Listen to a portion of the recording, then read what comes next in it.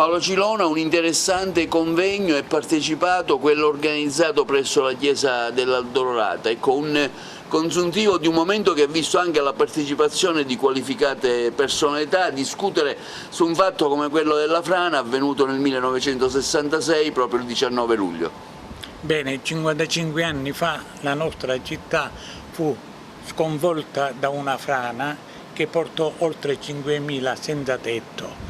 Ebbene, da quel momento successero dei fatti gravissimi, nel senso che tutti colpevoli, nessun colpevole, perché furono accusati di tanti atti non rispondenti a quella che era la normativa urbanistica. Ebbene, attraverso gli atti che sono stati ampiamente dibattuti dai tre magnifici relatori, l'avvocato Giovanni Tesei, la professoressa Alessia Cilona e dall'ingegnere Gabriella Battaglia, sono stati posti in essere quelle che poi sono state le condizioni della tutela e della salvaguardia della Valle dei Templi.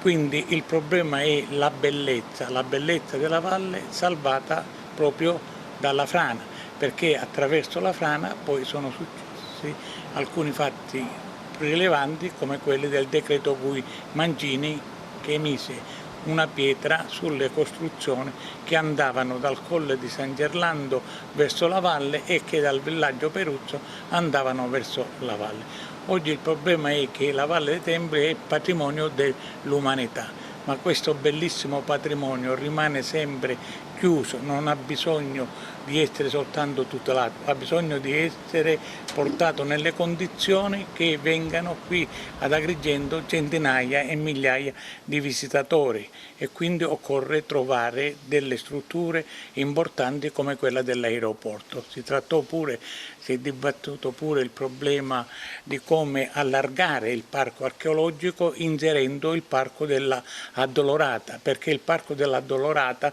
così come è abbandonato senza alcuna risorsa, certamente non ha un futuro. Invece il parco dell'Addolorata inserito nel parco archeologico troverà una soluzione, soprattutto uno sviluppo, utilizzando anche il magnifico teatro che è stato realizzato all'indomani dalla frana con i fondi della Cassa per il Mezzogiorno. Tutti questi argomenti sono stati dibattuti nel corso di un interessantissimo convegno al quale sono intervenute numerose persone, ma anche la frana è diventato anche elemento di ispirazione poetica.